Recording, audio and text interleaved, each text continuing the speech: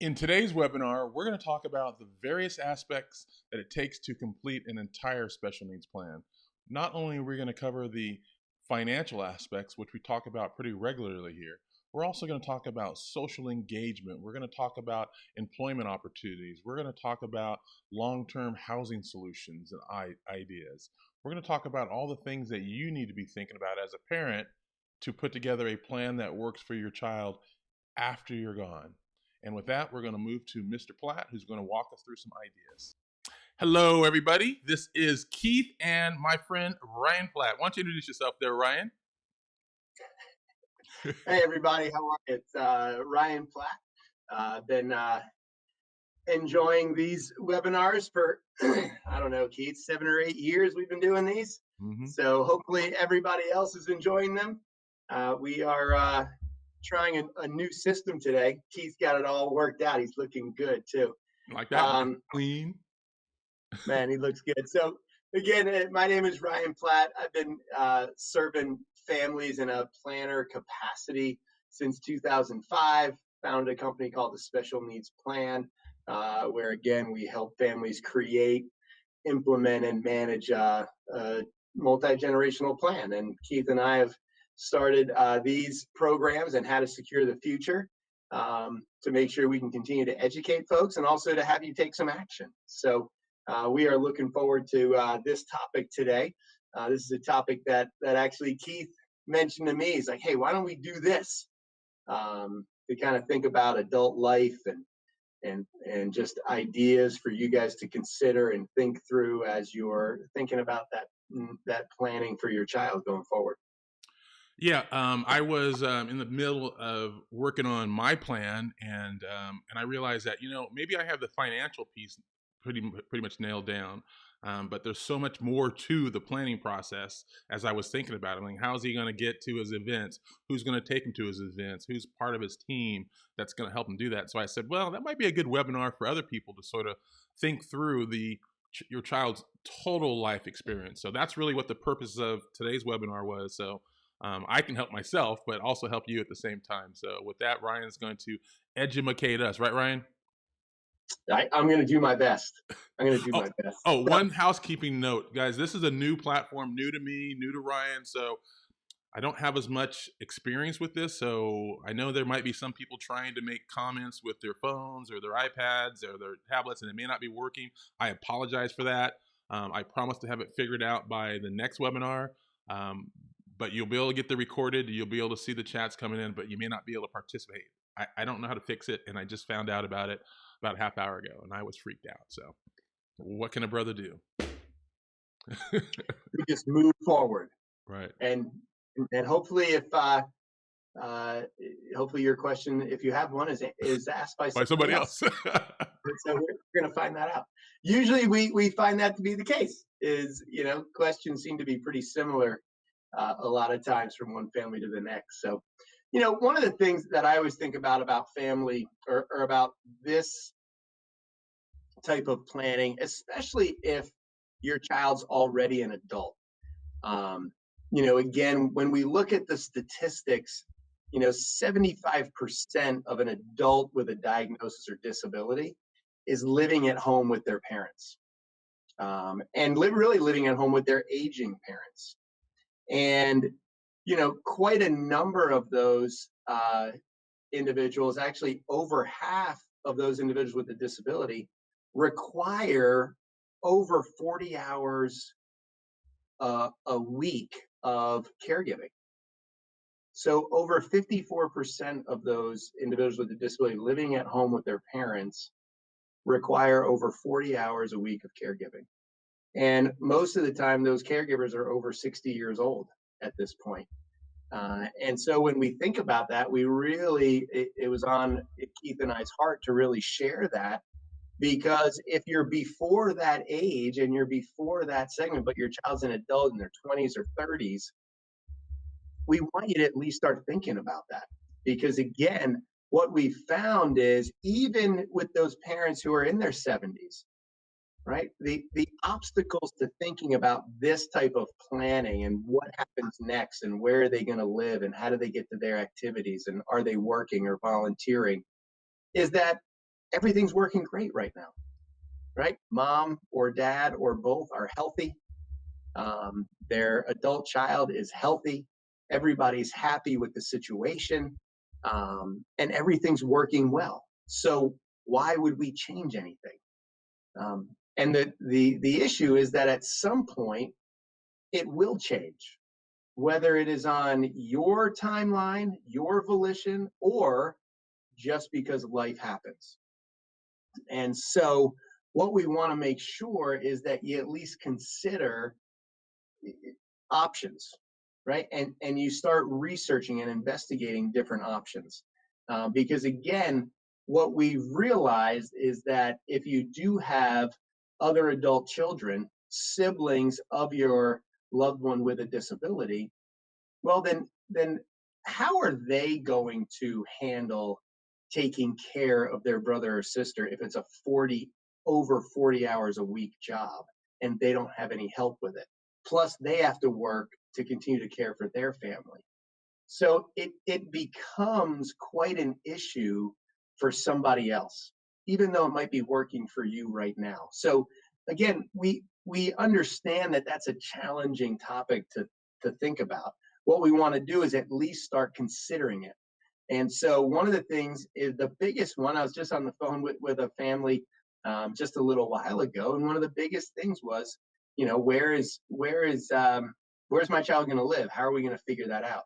And again, that's a multi-year process. So that's why I say you want to work on it, as early as you possibly can to think through what are the options in your area, right? What are different housing arrangements, residential living arrangements in your area? And every state and every locales might be a little bit different, but there are so many now different options in terms of flexibility. Unfortunately, in the past was either our loved ones either lived in an institution or they lived at home.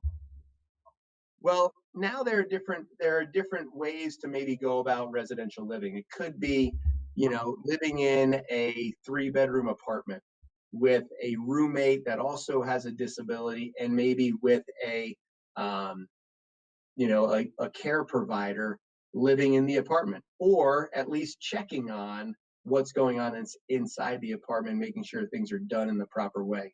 Again, depending on your child's ability level, will depending on what option may be available.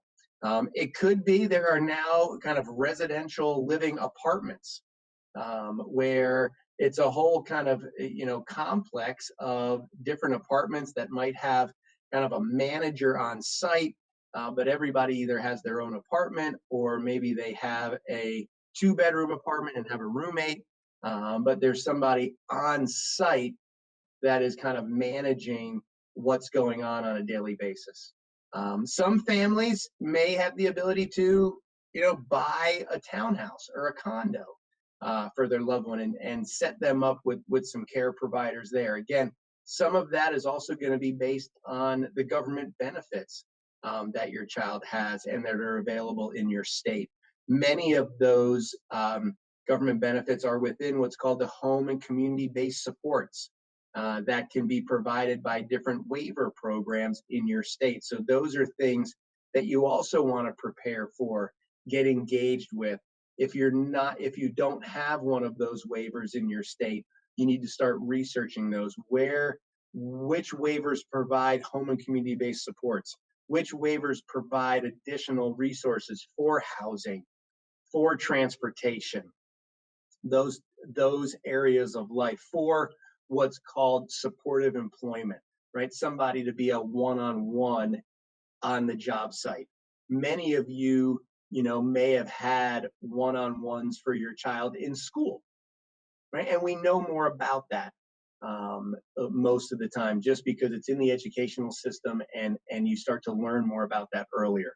Well, depending on the benefits that your child may have as an adult, and if they have the ability to work or volunteer, well, they might be able to have a one-on-one support person at work or at the volunteer position, so that they can be as successful as possible while they're doing their tasks for that organization.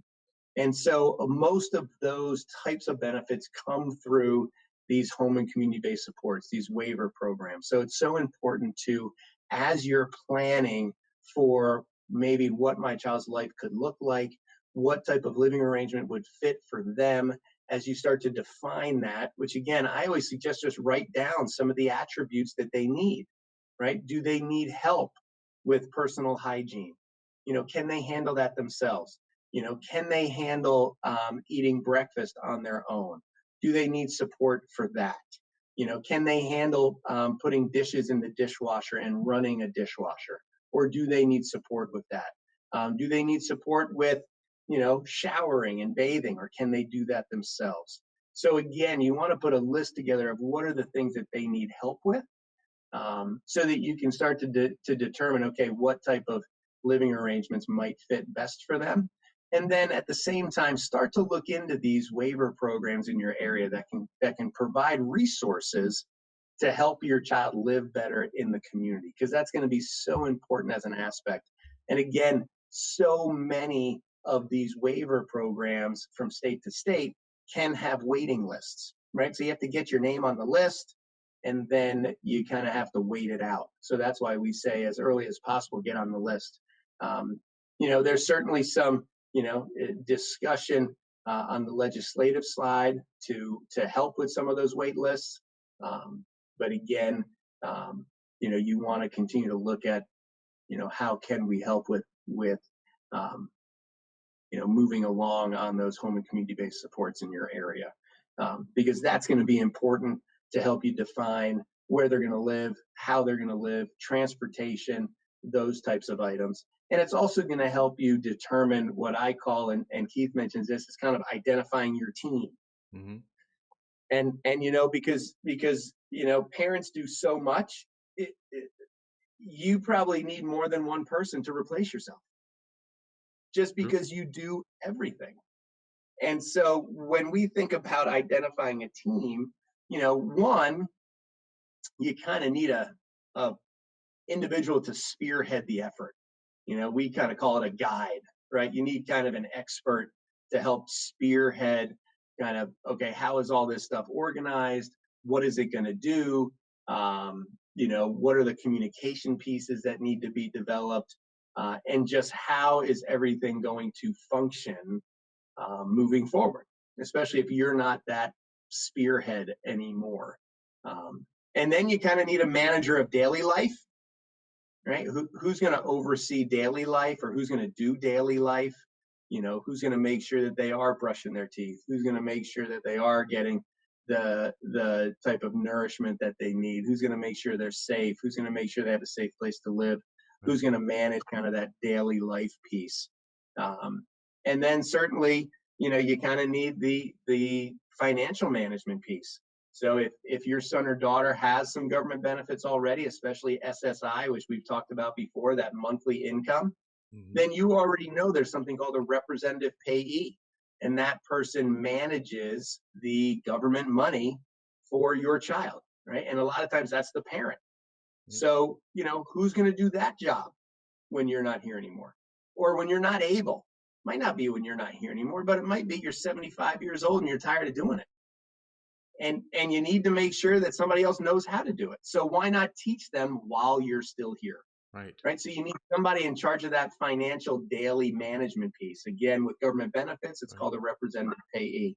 You also need somebody, if you do have a special needs trust, to be managing that trust, right? Who's going to handle that job? Who's going to be the trustee? How are they going to interface with the representative payee? Will they be the same person? Who's going to help managing an ABLE account as well as the special needs trust? So you're really, when we think about, that team, we really think of it in kind of three segments, right? The guide, who's going to kind of overlook the entire, plan and the entire life care plan and that process. Then you're going to have kind of the on the ground person of that daily manager. And that might be one of your other children. If you have it, or a niece or a nephew, that's really going to be in charge of making sure that, your loved one gets what they need on a daily basis. And it might not mean that they live with them, but it just might mean they're the overseer, right? So if your child's living in a different location, they might not be in charge of every day, but they're in charge of those people who are providing those everyday services, right? So they're making sure that that organization, those people are doing the job that you want them to ensure your child has what they need, right? So that's one of those on the ground person. And then, the third piece of that, like I said, is kind of the money manager, the financial management, day to day, and then also long term with the trust. So those are, some of the pieces that we want to consider as you're thinking about, okay, what does adult life look like? How do I think about this? Um, and then how do I start to really put this into action? That brings up a very good question in my mind.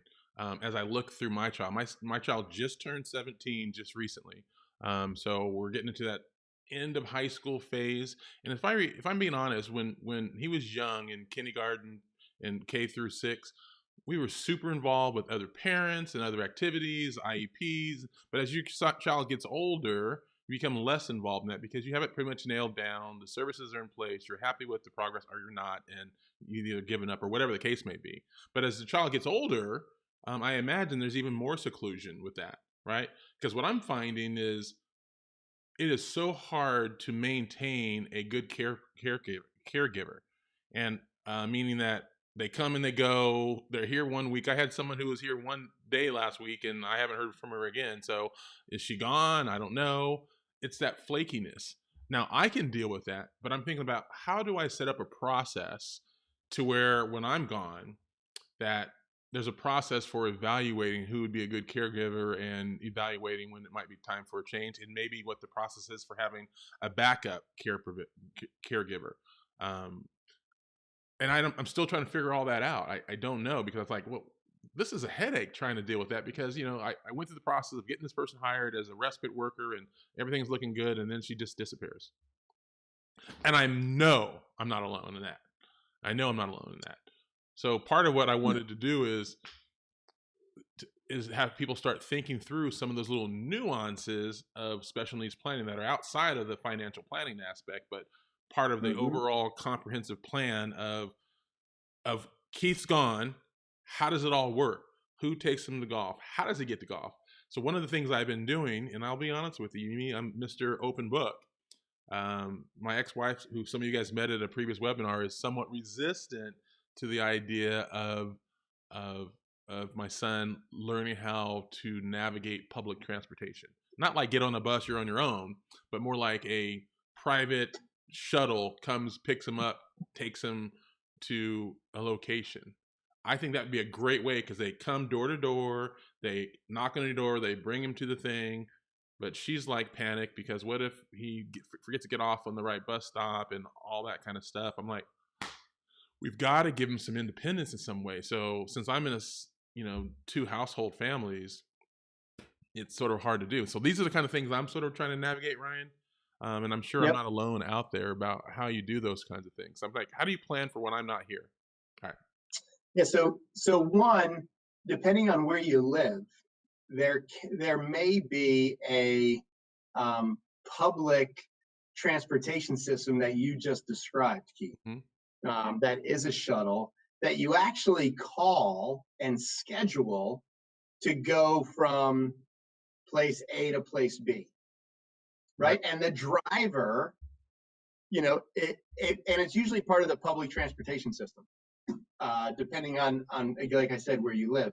And the driver knows, right, where your son is going, right? So he knows your house, right? He comes and picks him up, and then he knows that he's going to this organization to volunteer, right? And so he knows that he's going there, and he just goes from one place to one place and gets off. And then they might also know the schedule for the day that, he does that. He gets there at 10 o'clock in the morning and needs to be picked up around 3 o'clock to go home. And then the shuttle basically comes back at around 3 o'clock. Sometimes they're not exactly on time, so you have to wait. And then brings, your child back home. So there is no, multiple stops, riding the bus, figuring that piece out. All right, it's this kind of point to point type of system. And so depending on where you live, that may be an option. And so you would look at that. You would look for that in public transportation in your area. Mm-hmm. So that's where you would find that. You can certainly do a Google search on that to see if they have that type of transportation for individuals with special needs, because it's specifically for that, or the elderly that may not be able to drive. Another idea on public transportation, which is this is actually from Margaret on our team that we've had on one of these webinars exactly about this topic. Is she taught her son how to ride the bus by riding it with him first, right? Public transportation with the bus, figuring out, okay, where do you put the bus ticket? Where do you put the money? And then she did that with him and learned how to get off and on with him. And then she made him do it himself, but she drove behind the bus so that she would watch to see if he got off at the right spot that she told him to. And if he didn't, she would keep following the bus until she figured out that it would stop long enough she could get out and knock on the door for the bus driver to let him out. Right. And she had to do that a bunch, because it took him a long time to learn. It took him about a year to figure out how to do that. Right. But now he's able to manage it for what he needs to do with it. Right. And so as she always says, it takes longer. Right. For her to do that, and a lot of effort, to do that as well. Some of the other pieces that you mentioned, Keith, how do I find these, support people and these care providers, and how do I keep them? You're right. Unfortunately, I don't have a steadfast, guaranteed solution for that. That is a problem all over the country. Again, that goes to some of the, unfortunately, some of the hourly wages that these folks earn. Right. I mean, they're getting paid in different parts of the country anywhere from kind of $10 to $17 an hour. And if one of the things that the disability community is a little bit nervous about is, hey, if the minimum wage across the country goes up to 15, how are you ever going to find people with the funding mechanisms that happen if you can't private pay? Right. How are you ever going to find people to do these support jobs? Right. that are much harder, right? Yep. For $16 an hour versus I can go work at Target now for $15 an hour, or whatever, Walmart, whatever, right? McDonald's, right? It's less stressful. True. It's easier. So not that the disability community is against a minimum wage hike, but we know that's gonna accelerate this issue. Right. Of finding good care providers. So how do we do that? I think one of the pieces, Keith, is as you start to get into the government benefits, or if you're already in those, is to continue to locate organizations in your area that do this work, right? That do manage housing, that do manage care, that do manage kind of those daily life pieces, because they can be a help in terms of being able to find people, interview people, and train people. But that's not fail safe either, right? Because they struggle with keeping people. But at least you can work with an organization that'll have, maybe a stable of folks that you can interview that might fit for your son, specifically for you, in terms of a match for that. That's one of the things that I think about. Yeah, I was just I'm trying to take myself out of it and think of how would the next caregiver deal with what I'm dealing with now. And that's really what the decision about this webinar was. One day we're all going to be gone, and we do a lot for our child, and we do a lot that we don't even think about because it just comes natural. I just realized the other day that I still cut my son's meat. He's 17 years old. That's something that I need to work on so that he can do it independently. And he gets a piece of steak and he's sitting there waiting for me to cut it. And that's not something I would have put in my letter of intent because I didn't think about it.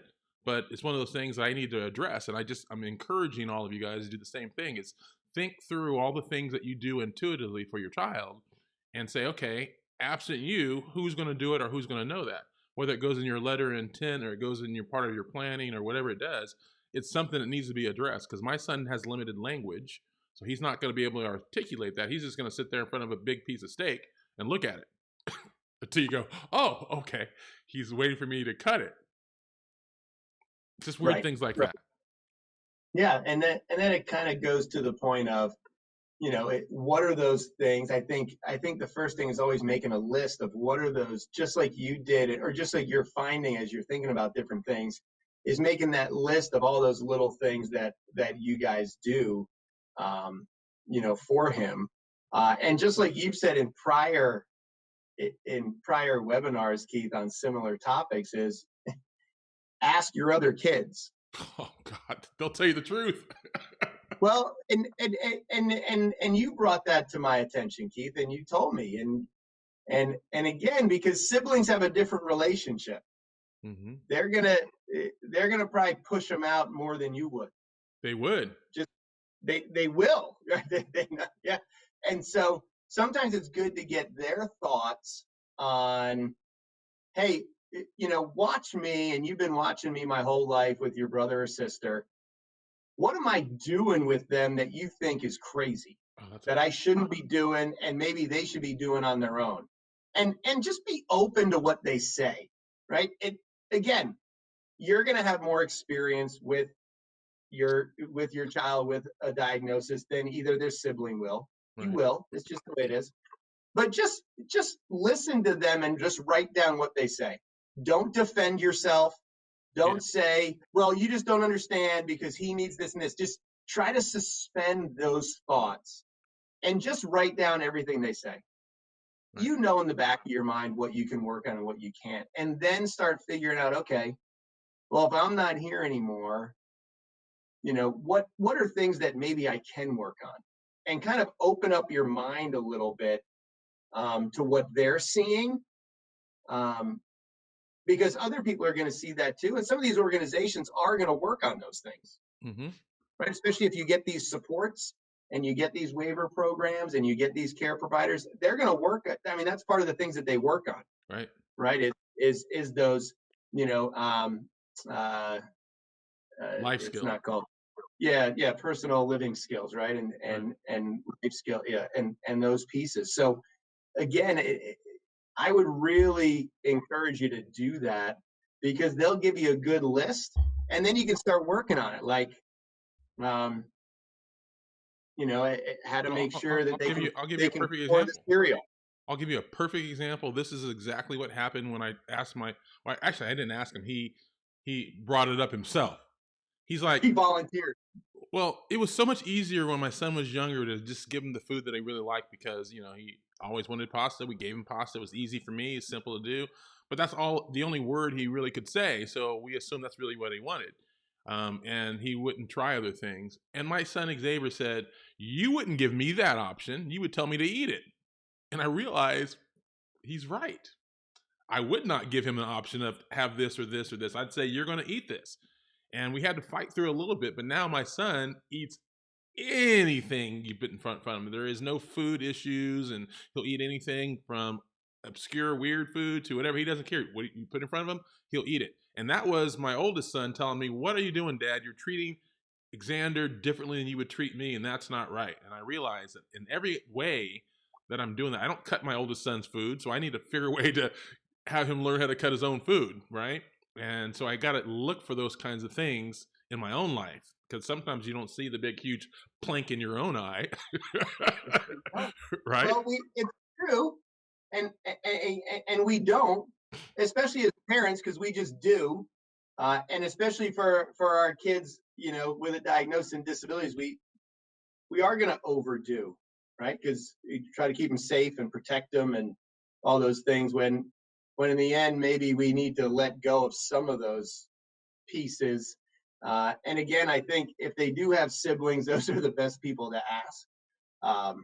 because usually they'll share, because one of the things that again, when we think about identifying the team, a lot, if your child does have siblings, a lot of them are going to be, they're going to be on that team, right? They might be the manager of daily life. They might be the manager of the daily financial management, like the representative payee. And we want to give them the best shot to be successful. In the same time, we want to make sure your child with a disability can be successful. And so I think getting them involved in, hey, share with me what skills do you think I need to work on with your brother or sister? What do you see that I do that you're not going to do? Right. Yeah. Right. And again, just let them guide you, because it is a family event. It should At be. some point, well, it should. Well, thank you for that, Keith. You're right. It should be, but that's the hardest part, everybody. That is the hardest part. Well, it makes me think, Brian, because, and I don't know anybody out there's personality, but you have to be open to hearing something that you could do better. Because if you cut off the dialogue from their other siblings, and like you're well, you don't know what they're talking about. I need to do this because I need to cut his steak because he might cut himself, and they just like, well, I ain't even gonna bother bringing any stuff up. You do not want that. One day you're gonna be gone, so you have to find a way to be willing to listen. I don't want to call it criticism, but constructive suggestions about how you could make your child's life more independent. Yeah, I think that's a great way to put it. And again, you're right. You definitely have to be open a little bit, and you don't want to, just like you mentioned, Keith, you don't want to be short with those people, because it could be a nephew or a niece that you guys are really close to. Doesn't have to be a sibling, right? It could be your niece. It could be that your child has a friend that they've been friends with since they were little kids. I don't know, right? And it could be them. And what I'm just trying to say is, you want to engage people that might be part of the team as early as possible, right? To get them involved in that independent conversation, which again, independent is different for every single individual.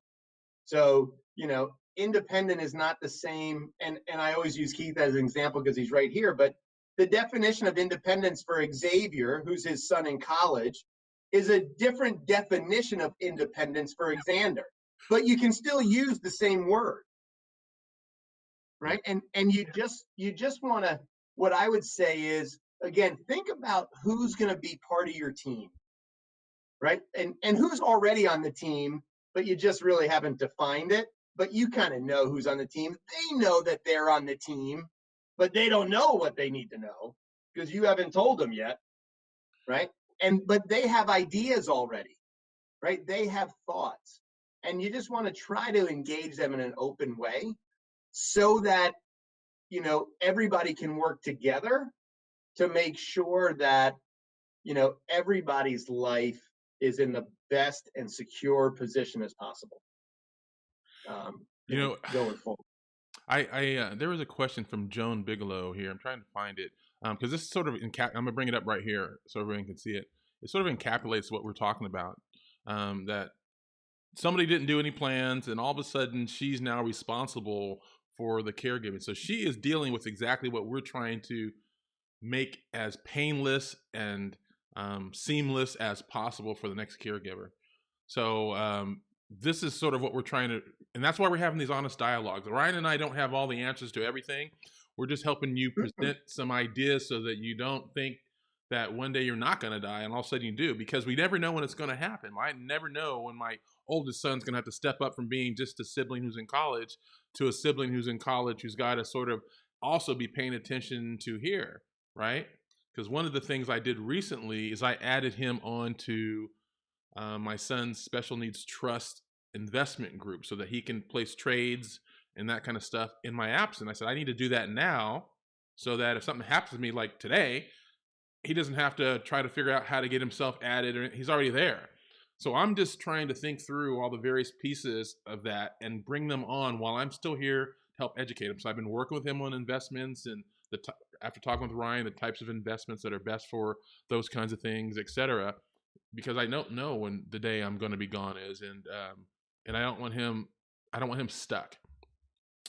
Yeah, and I think it comes down to what I love to call in the moment planning, Right. right? And so in that moment when you're not able to be the primary person in all these areas, you know, Right. again, who's going to take over what area? That's the first thing to think about. And then go backwards into getting them engaged and getting their feedback and thoughts, right? And again, you don't have to do anything with it, but at least you're going to know where they are, and maybe what they would work on. You know, if something happened to you tomorrow, you're going to have a good idea of what those people are going to work on with your child, Right. because they're going to tell you. Because if they think you need to work on that, guess what they're going to start working on, right? I mean, it's just, True. but it's good to know, because then you know the trajectory of your child's life. If you're not there anymore, you know what that team's going to do, um, and you can talk through it and guide it. I think While you're that still here. way, which again, it's much easier to say than to do.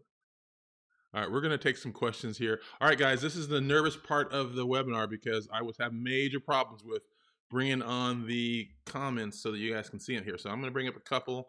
Wish us luck.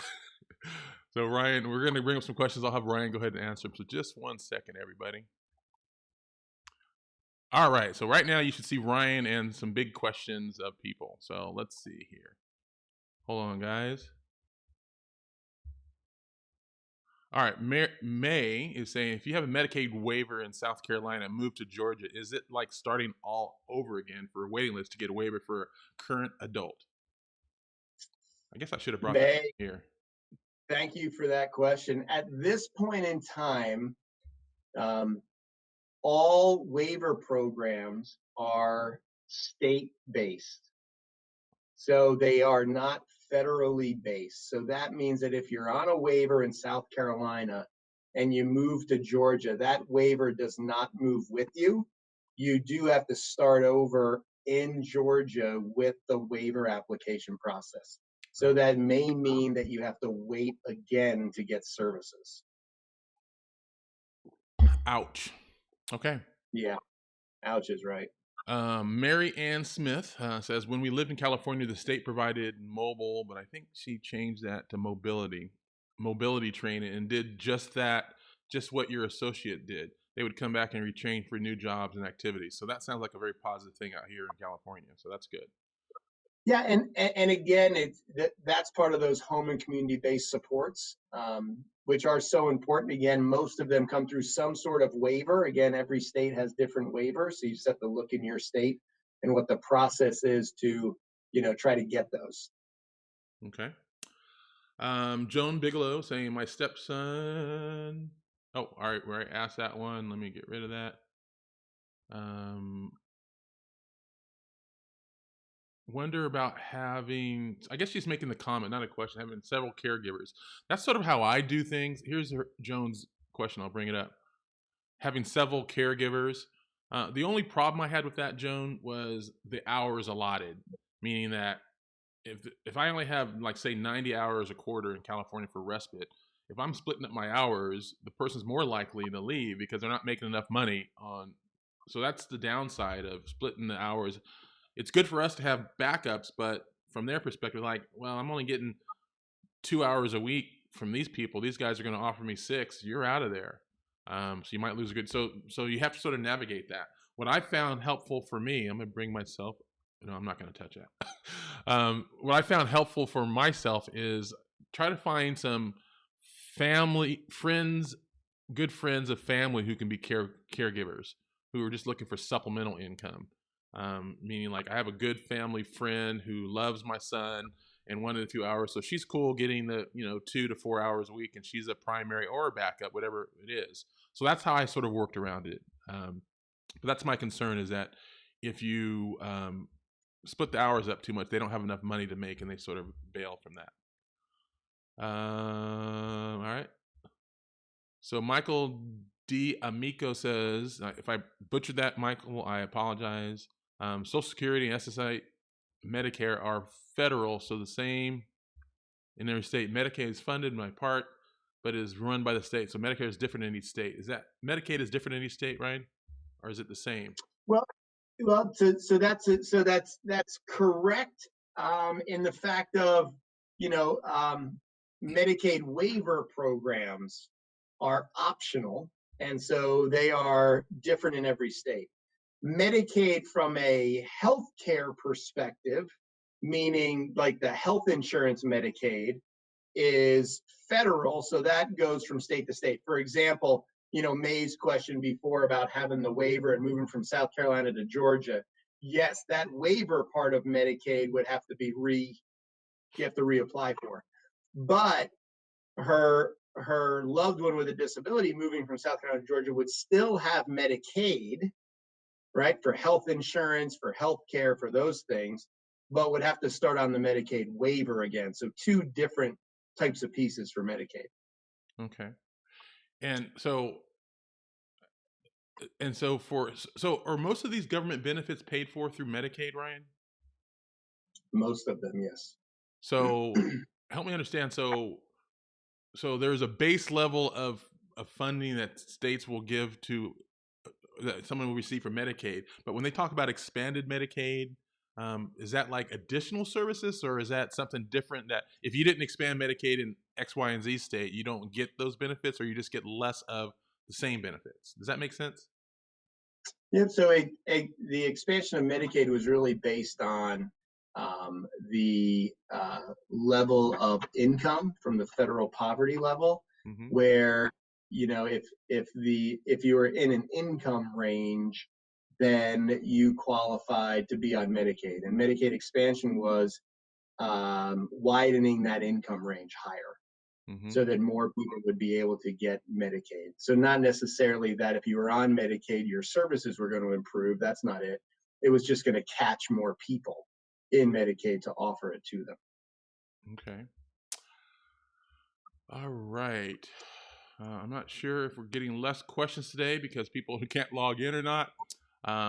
But if they don't, so Ryan, let's talk about some housing solutions. I know we talked about that briefly. Can you give me like the various types that you have? Apartment, you have private pay. So what are options available for people? My solution. My mom's gonna donate her house that's paid off for Xander to have some place to live permanently. So we sort of have that taken care of. And we'll have his trust buy it so they can pay for the maintenance of it and all that kind of stuff. But that's the game plan for us. But I just think for other parents, what is the range of options for them, primarily for housing solutions? Yeah.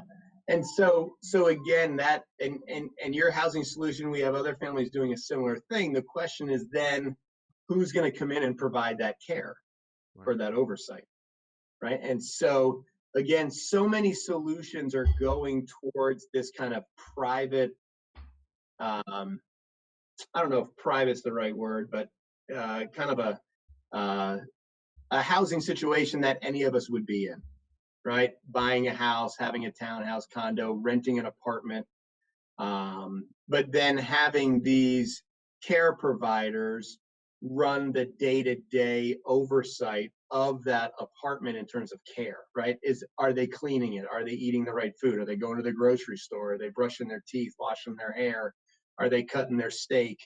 Are they not, right? And what's going on? Did you just say that for me, Ryan? Did you say that for me? I did. And so that's where these care providers or these agencies come into play, to try to help figure out what housing solution might work best for your loved one, depending on what level of care they need. And so a lot of times there are, different levels. There can be, in most states, it's kind of level 1 through level 4, depending on how they rank them. Level 4 is basically institutional. Level 1, might be, they only need 4 to 6 hours a day of somebody just checking in on them, making sure they're okay, right? And that comes with a price point. And some organizations, will take private pay for that price point if you hire them, or they'll take the Medicaid. And it really comes from these waiver programs. That's the Medicaid. I'm speaking of these Medicaid waivers. And then there's kind of level two where, they need kind of somebody there with them, kind of on a 24-hour basis. But it can be a rotating person, right? A rotating care person. So somebody's there in the house, but they're not living there. Mm-hmm. And then level three is they actually need somebody to live there. So Right. it's a person living there, and all those have different price points, but it doesn't necessarily have to happen in a facility or a group home. Mm-hmm. Things are kind of moving away from that to allow families more flexibility of the location of the housing. Mm-hmm. Again, whether that's in a regular apartment complex, in a regular townhouse, in a home, like you mentioned, Keith. And then there are, different developments that are beginning that parents are trying to put together, Right. where it's we have a couple here in North Carolina. They're all over the country. It could be a working farm where an individual with a disability lives there, but then also is working there, right? And some of those costs could be funded by some of those government benefits and the Medicaid waiver plans. So there's all sorts of different options. There could be a residential type of facility, right? Some organizations run kind of apartment complexes that are built specifically for individuals with disabilities, Right. right? And instead of living in an apartment complex that has every type of ability level existing, they have these kind of apartment complexes, almost like I almost liken it to kind of like a residence hall of a college, right? You have a residential Mm-hmm. manager and RA or whatever to make sure everybody's okay, but everybody has their separate apartment. Mm-hmm. And so there are those types of housing arrangements all over the country as well. It just really depends, in your area. There will be companies that really do housing and really talk through those options in your area. And so that would be part of what I would, if you're in the beginning of this search, is search in your area on, in a search engine that says, hey, um, housing options for individuals with disabilities in, Sacramento, California. Right.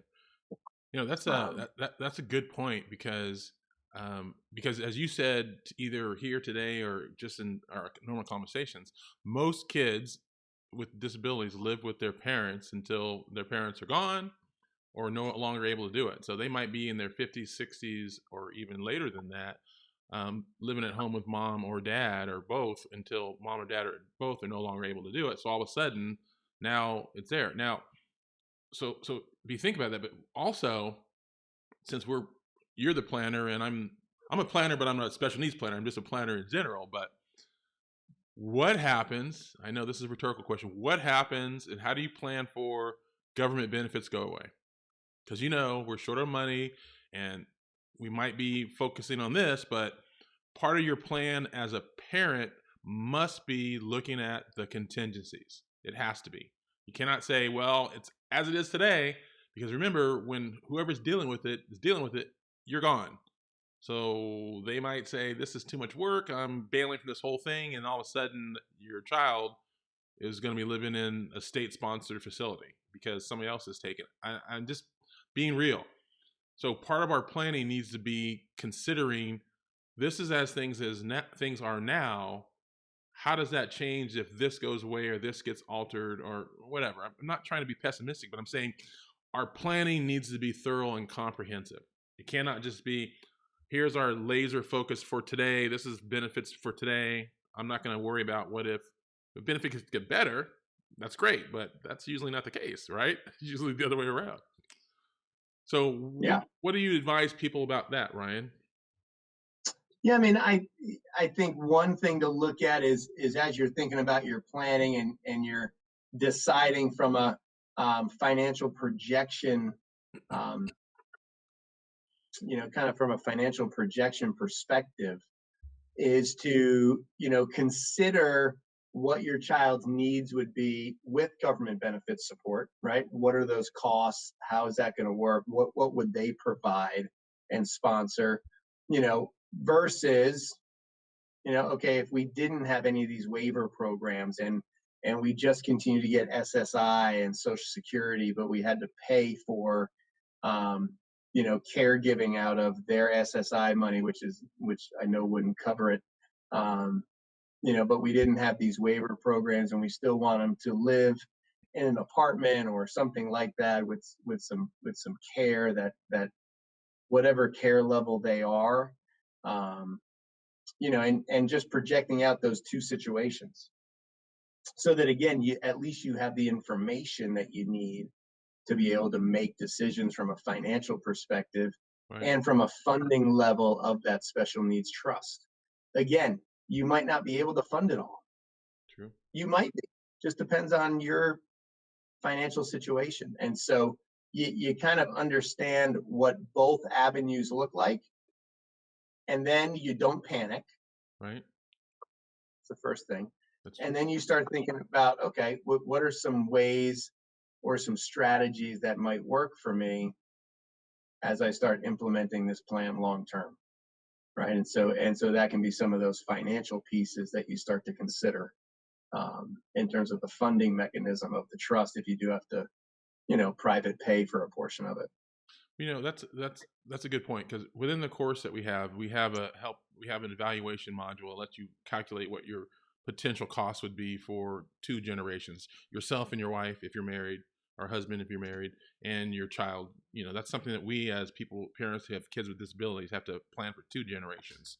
So we have that in there, but maybe and I'm just spitballing here. This is just Keith spitballing as I try to think through this. So it could be that, okay, the communication you give to the next generation, that if benefits change to a certain level, I'm asking you to consider looking to supplement his income by maybe renting a room, or I don't know what it is, but think freely about how you address that. Just don't leave it as a blank that someone else is going to have to address, because they just might not want to do it. So give them some options. Like for my case, we're going to have a house. So we're going to have a 4-bedroom house. He's going to live in one. He might have brothers and sisters there, but if benefits go away, we might need to rent one of the rooms to bring in some income to help cost some of those costs. So that might be part of our solution to that. And I'm just Right. spitballing. So Well, again, it's very interesting that you say that, right? Because one of the things, again, and these government benefit tentacles are wild. So, for example, I mentioned kind of having a care company come in maybe to a house that you already own to make sure that your adult child's getting what they need, if that's the design that you have. Well, right, there's a certain dollar amount that they're going to receive from whatever level of care your child is, or they're getting it from the government or they get it from you. But if they're at a level where that company needs to have a room in the house, right? They need a bedroom in the house. Well, what that means is that company's then is going to pay rent to whoever owns the house. That's actually part of the plan, right? So they don't get a free room. They're getting paid to provide the care level that your child needs. But yet, if the special needs trust owns this house and they need one of the rooms based upon the level of care your child needs, then they have to rent that room at market rate back from the trust. And so, again, there's all sorts of different ways to kind of think through this. It just depends on, what your family situation is, and just as you continue to think through this planning, what is going to make the most amount of sense. Because also, one thing we didn't talk about, Keith, and I know we only have a few minutes left, but there's also, and this is named differently in different states, so this makes it hard. But there's something, what's called alternative family living, which means that your adult child might live with another family, and that family receives an income to basically take care of your child in their home. Now, What are some strategies there? Well, a strategy there could be if that program exists in your state, and they exist just about in every state, and maybe your other child, that's your plan, right? They're fine with their brother or sister moving in with them and their family, but they know they need to be compensated for that because maybe one of them has to leave their job to make sure they care for their brother or sister. Well, maybe the process is, okay, well, how do we look into applying and becoming an approved what's called alternative family living center, right? And so maybe one of that next team members that you've labeled out as one of your team would actually get approved for that and then get paid from the state to take care of their brother or sister in their home. And so again, there can be quite a number of options. It's just going to be, again, depending on, again, what your situation is and what your team is thinking about. That's why I love that as a first step, is to identify your team and then engage them. Right. And listen to them. Because that'll help you kind of go down the path, to go down a certain path or not. We're going to get some questions, but I just want to say, Ryan, every single time we do a webinar, you're always spitting some knowledge on me at the end. I was like, what? I've never heard you talk about that before. Why is that not part of my plan? Well, exactly. And yeah, you're right. There's just so many. Stop holding back, Ryan. Bring it out, man. Stop sandbagging me. I'm just playing with it. Let me grab some questions before we wrap up, because there's some good ones in there. Hold on, guys. I'm going to try to bring in you. And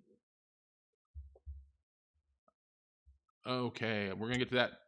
Hold on. I got to do that here. Hold on a second. Hey, you guys, thank you very much for I'm going to get to you, Amara, because I saw that question. I wanted to make sure we do it. I want to thank you guys for being our guinea pig and working with me on this. I appreciate that. Louise Silverstein says, my son receives EBT money for food. I got a letter that due to their error, he was overpaid $1,100 and we owe them that money. There was a pandemic extra amount of money, which is why it is so high. Anyone else encounter this? NCDHHS, whatever that means. I don't know. Ryan, do you want to attack that? Yeah, that's NCDHS. This is North Carolina Department of Health and Human Services. That would be, you have to look at all the paperwork. Again, if there's an overpayment, I would just check to make sure that their calculations are correct. But there's not much you can do about that unless it's wrong. Then you got to just pay it. Jeanette, I'm going to get to you in a second, but I want to get to Amara's question because I don't know what it is, and I'm curious about it as well. Amara is bringing up the question of what are your thoughts about life share options, which we have through agencies like the ARC. And by the way, my shout out to the ARC yet again, that they're awesome. So get involved locally and get involved nationally. They're doing some great work. So Ryan, what are life share options? Yeah, I think Amara just mentioned them a little bit below, and it sounds like that's the same thing as that alternative family living that I described. That it's a living with another family, living in their house, those kind of pieces. I think it's right below Keith. Yeah, I saw that she said that. So I believe that. So like I said, it's called something different in every state. Pennsylvania, obviously, it's called life share options. And again, she's right. A lot of agencies manage that. So people have to go through a vetting process. That's why, I mean, if that's going to be part of your guys' plan with family members, they just have to go through that vetting process and be approved, as a provider of that service. And the last question we'll take for right now is from Jeanette. How does one handle inheritance? And let me give you the layperson's response to that, because sadly, I had to deal with that quite a bit over the last several months. I lost my father and my uncle recently. So the inheritance issue as it relates to your child with disability, and I'm not talking technical, I'll let you clean up anything I say factually wrong, is important that you manage, because if someone dies without a will and all those kind of things, money's going to naturally flow to your child with the disability because he's one of the dependents or one of the heirs of someone's estate potentially. So you have to have things set up like a special needs trust and an able account, so you have places to put the money.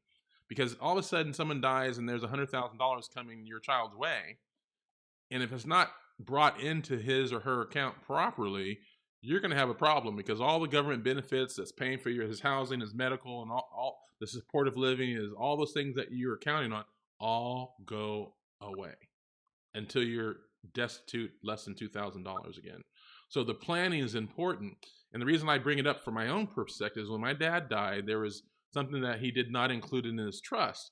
And I was thinking, as an example, that if this would have been me as the layer above my son, if I would have not had things in trust, that money would have flowed necessarily to my son's personal benefit, and he would have lost all of his government benefits. So it was a wake-up call for me, is that you have to make sure that your finances and your beneficiaries and all the things that are line items that happen automatically upon your death go to the right place, meaning they go to the Xander Caldwell Special Needs Trust, not to Xander Caldwell. There's a difference. And that enable account is already set up in his name, so that I can put up to, I think, 15,000 or whatever it is into the enable account. That may not be good for inheritance, but it's a good place for like Christmas gifts and little asides.